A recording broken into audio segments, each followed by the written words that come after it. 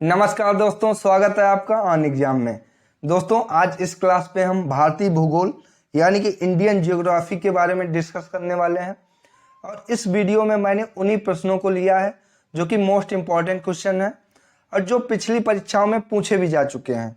दोस्तों, इस क्लास की पीडीएफ के लिए आप हमारे टेलीग्राम चैनल ऑन एग्जाम पर विजिट कर सकते हैं, जिसका लिंक मैं नीचे डिस्क्रिप्शन बॉक्स में दे दूंगा। तो आइए दोस्तों, इस क्लास को स्टार्ट करते हैं। आइए देखते हैं पहला क्वेश्चन। क्षेत्रफल की दृष्टि से भारत का विश्व में कौन सा स्थान है? तो दोस्तों, क्षेत्रफल की दृष्टि से भारत का विश्व में 7वां स्थान है। और जनसंख्या की दृष्टि से भारत का विश्व में कौन सा स्थान है? तो जनसंख्या की दृष्टि से भारत का विश्व में दूसरा स्थान है। अगर हम दोस्तों क्षेत्रफल की दृष्टि से विश्व में पहला स्थान बात करें, पहले स्थान पे कौन सा देश है? तो क्षेत्रफल की दृष्टि से पहले स्थान पे रूस है और दूसरे स्थान पे कनाडा है। अगर हम सबसे छोटे देश के बारे में बात करें कि क्षेत्रफल की दृष्टि से विश्व का सबसे छोटा देश कौन सा है, तो ये वेटिकन सिटी है। अगला क्वेश्चन देखते हैं दोस्तों, भारत किस गोलार्ध में स्थित है? तो यहाँ पे दोस्तों अगर हम भारत की स्थिति के बारे में बात करें तो दोस्तों पृथ्वी हमारी गोल है और पृथ्वी को दो भागों में अक्षांश रेखा काटती है और इसको दो भागों में देशांतर रेखा काटती है। दोस्तों, पृथ्वी पे काल्पनिक रेखाएं होती हैं जो हमें दिखाई नहीं देती और भारत की स्थिति यहाँ पे है। अगर हम बात करें यहाँ पे दिशाओं की तो ये पूर्व है और ये हमारा पश्चिम है, ये दक्षिण है और ये हमारा उत्तर है और भारत हमारा यहाँ पे है। अगर हम बात करें भारत की स्थिति के बारे में तो भारत की स्थिति उत्तर पूर्व में है, यानी कि भारत उत्तर पूर्वी गोलार्ध में स्थित है। अगला क्वेश्चन देखते हैं दोस्तों, भारत का क्षेत्रफल विश्व के कुल क्षेत्रफल का कितना भाग है? तो भारत का कुल क्षेत्रफल 2.4% है विश्व के क्षेत्रफल का टोटल। अगला क्वेश्चन देखते हैं, देशांतर रेखाएं क्या निर्धारित करती हैं? तो यह निर्धारित करती हैं समय और स्थिति को। दोस्तों, यहाँ पे एक और क्वेश्चन बार बार पूछा जाता है कि भारत का देशांतरीय और अक्षांशीय विस्तार क्या है? अगर हम भारत के अक्षांशीय विस्तार के बारे में बात करें तो यह है 8 डिग्री 4 मिनट उत्तरी से लेकर 37 डिग्री 6 मिनट उत्तरी तक है। और दोस्तों अगर हम भारत के देशांतरीय विस्तार के बारे में बात करें तो यह 68 डिग्री 7 मिनट पूर्वी से लेकर 97 डिग्री 25 मिनट पूर्वी तक है। तो दोस्तों देशांतर रेखाएं समय और स्थिति को निर्धारित करती हैं। अगला क्वेश्चन, कर्क रेखा यानी कि ट्रॉपिक ऑफ कैंसर भारत के कितने राज्यों से होकर गुजरती है? तो दोस्तों कर्क रेखा की स्थिति जान लेते हैं। ये पृथ्वी हमारी, पृथ्वी को दो भागों में अक्षांश रेखा विभाजित करती है और 23.5 डिग्री उत्तरी में कर्क रेखा है और 23.5 डिग्री दक्षिणी में मकर रेखा है। अब यहाँ दोस्तों क्वेश्चन पूछ रहा है कर्क रेखा भारत के कितने राज्यों से होकर गुजरती है?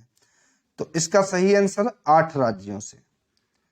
वो राज्य है गुजरात, राजस्थान, मध्य प्रदेश, छत्तीसगढ़, झारखंड, पश्चिम बंगाल,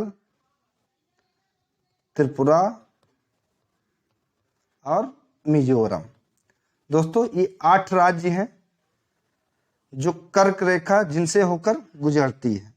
दोस्तों इसके लिए एक ट्रिक भी है, मित्र पर गमछा झार। यहाँ पे दोस्तों मी से मिजोरम, त्रा से त्रिपुरा, गा से गुजरात, मा से मध्य प्रदेश, छा से छत्तीसगढ़, झा से झारखंड, रा से राजस्थान और पा से पश्चिम बंगाल। तो दोस्तों ये ट्रिक भी है इसके लिए। अगला क्वेश्चन देखते हैं, भारत को लगभग 2 बराबर भागों में कौन सा अक्षांश विभाजित करता है? तो ये 23.5 डिग्री उत्तरी अक्षांश भारत को 2 बराबर भागों में विभाजित करता है। दोस्तों ये हमारी पृथ्वी है, ये अक्षांशीय रेखा है और ये देशांतर रेखा है। भारत की स्थिति यहाँ है, ये 0 डिग्री है और ये 23.5 डिग्री उत्तरी अक्षांश है। तो यहाँ पे ये भारत है, तो भारत को 2 भागों में विभाजित करता है 23.5 डिग्री उत्तरी अक्षांश। आइए दोस्तों अगला क्वेश्चन देखते हैं। भारतीय मानक समय रेखा किस शहर से होकर गुजरती है? तो यह प्रयागराज के निकट मिर्जापुर, जो कि उत्तर प्रदेश में है, यहां से होकर गुजरती है। अगला क्वेश्चन, भारतीय मानक समय IST एवं ग्रीनविच मध्य समय GMT में कितने घंटे का अंतर होता है? तो ये प्लस 5.5 घंटे का अंतर होता है। अगला क्वेश्चन देखते हैं दोस्तों। भारत का सुदूर स्थित दक्षिणतम बिंदु कौन सा है? तो भारत का सुदूर स्थित दक्षिणतम बिंदु इंदिरा पॉइंट है। अगर हम इंदिरा कॉल की बात करें तो ये भारत का उत्तरी बिंदु है। गौर माता ये गुहार मोती या भारत का पश्चिमी बिंदु है और किबिथु यह भारत का पूर्वी बिंदु है। और दोस्तों मुख्य भूमि का दक्षिणतम बिंदु भी पूछ लेता है कभी कभी, तो यह कन्याकुमारी में है, जो कि तमिलनाडु में स्थित है। अगला क्वेश्चन देखते हैं दोस्तों।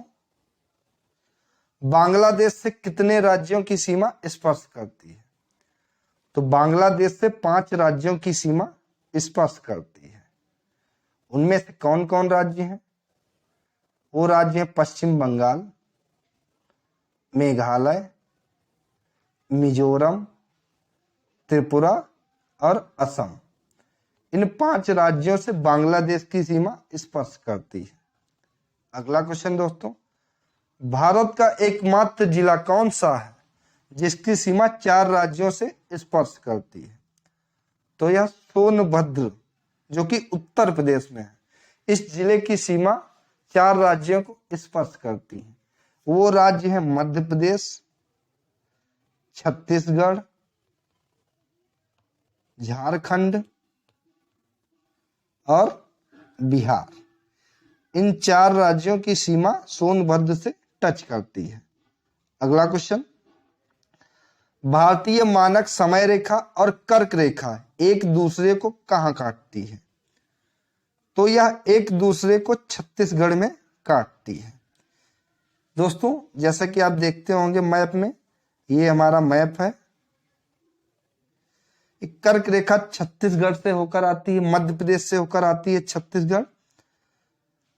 और भारतीय मानक समय रेखा ये उत्तर प्रदेश से होकर आती है और यहाँ पे छत्तीसगढ़ है, तो ये छत्तीसगढ़ राज्य में एक दूसरे को काटती है। अगला क्वेश्चन, रासद्वीप का परिवर्तित नाम क्या है? यानी कि रासद्वीप का नया नाम क्या रखा गया? तो इसका नया नाम नेताजी सुभाष चंद्र बोस रखा गया है। अगर हम नील द्वीप के बारे में बात करें तो नील द्वीप का नया नाम शहीद द्वीप रखा गया है। और हैवलॉक द्वीप, तो हैवलॉक द्वीप का नया नाम क्या रखा गया है? स्वराज द्वीप। हैवलॉक द्वीप का नया नाम स्वराज द्वीप रखा गया है। अगला क्वेश्चन, असम की सीमा कुल कितने राज्यों एवं केंद्र शासित प्रदेशों को स्पर्श करती है? तो यह स्पर्श करती है 7 राज्यों को। वो राज्य है पश्चिम बंगाल, मेघालय, त्रिपुरा, मिजोरम, मणिपुर, नागालैंड और अरुणाचल प्रदेश। इन 7 राज्यों को स्पर्श करती है। दोस्तों यहाँ पे एक क्वेश्चन और पूछा जाता है, 7 सिस्टर 7 बहनों के नाम से किसे जाना जाता है? और ऑप्शन में एक अलग ऑप्शन दे देगा। जैसे 7 बहनों के नाम से जाना जाता है असम, मेघालय, त्रिपुरा, मिजोरम, मणिपुर, नागालैंड, अरुणाचल प्रदेश। इन 7 राज्यों को 7 बहनों के नाम से जाना जाता है।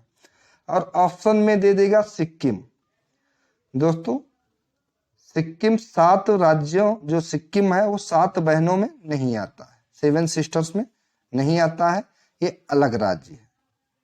अगला क्वेश्चन, भारत किस जल संधि द्वारा श्रीलंका से अलग होता है? तो यह पाक जलडमरू मध्य के द्वारा श्रीलंका से अलग होता है। 10 डिग्री चैनल जो कि अंडमान और निकोबार के मध्य है। डंकन पास जो कि दक्षिण अंडमान और लघु अंडमान को अलग करता है। कोको स्ट्रेट जो कि म्यांमार और उत्तरी अंडमान को अलग करता है। अगला क्वेश्चन देखते हैं, भारत का कौन सा राज्य 3 ओर से बांग्लादेश की सीमा से घिरा हुआ है? तो त्रिपुरा एक ऐसा राज्य है जो 3 ओर से बांग्लादेश की सीमा से घिरा हुआ है। आपको बता दें, भारत की सबसे लंबी स्थलीय सीमा बांग्लादेश के साथ ही लगती है, जिसकी टोटल लंबाई है 4096.7 किलोमीटर, और भारत की टोटल स्थलीय सीमा की लंबाई है 15,106.7 किलोमीटर। दोस्तों, अगर हम भारत की जलीय सीमा के बारे में बात करें तो भारत की जलीय सीमा सबसे ज्यादा गुजरात राज्य के साथ लगती है, और इसकी टोटल लंबाई, भारत की जलीय सीमा की टोटल लंबाई 7,516.6 किलोमीटर है। अगला क्वेश्चन देखते हैं दोस्तों, भारत और पाकिस्तान के मध्य कौन सी रेखा है? तो यह रेड क्लिफ रेखा है, और रेड क्लिफ रेखा ही भारत और बांग्लादेश के मध्य भी है। मैकमोहन रेखा जो कि भारत और चीन के मध्य है। डूरन रेखा जो कि भारत और अफगानिस्तान के मध्य है। दोस्तों, रेड क्लिफ रेखा के नाम के बारे में बात करें तो इसका नाम सर सिरिल रेडक्लिफ के नाम पे रखा गया था, और मैकमोहन रेखा, इसका नामकरण सर हेनरी मैकमोहन के नाम पर रखा गया था। अगला क्वेश्चन देखते हैं, लक्षद्वीप और मिनिकॉय के मध्य कौन सा चैनल है? तो लक्षद्वीप और मिनिकॉय को 9 डिग्री चैनल अलग करता है। 8 डिग्री चैनल जो कि मालदीव और मिनिकॉय को अलग करता है। ग्रेट या महान चैनल या सुमात्रा, इंडोनेशिया और निकोबार को अलग करता है। लक्षद्वीप सागर जो कि लक्षद्वीप और मालाबार तट के मध्य स्थित है। यह लक्षद्वीप सागर जो है लक्षद्वीप और मालाबार तट को अलग करता है। अगला क्वेश्चन, भारत की प्रादेशिक जल सीमा कितनी है? तो भारत की प्रादेशिक जल सीमा है समुद्र तट से 12 समुद्री मील तक, और प्रादेशिक जल सीमा से आगे 24 समुद्री मील तक। तो यहां तक भारत का संलग्न क्षेत्र है, और संलग्न क्षेत्र से आगे 200 समुद्री मील तक, तो यहां भारत का आर्थिक क्षेत्र है। अगला क्वेश्चन, भारत में बड़े बंदरगाहों की संख्या कितनी है? तो भारत में बड़े बंदरगाहों की संख्या 13 है, और छोटे छोटे बंदरगाह 200 है लगभग, लेकिन बड़े बंदरगाह की संख्या 13 है। दोस्तों, ये थे आज के महत्वपूर्ण इंपॉर्टेंट ज्योग्राफी के क्वेश्चंस जिनको अभी हम लोगों ने डिस्कस किया। दोस्तों, अगर वीडियो अच्छी लगी हो तो वीडियो को लाइक एंड शेयर करिए, और चैनल को सब्सक्राइब करिए, और जीके एंड जीएस की क्विज के लिए आप हमारे टेलीग्राम चैनल ऑन एग्जाम को ज्वाइन करिए। Thank you.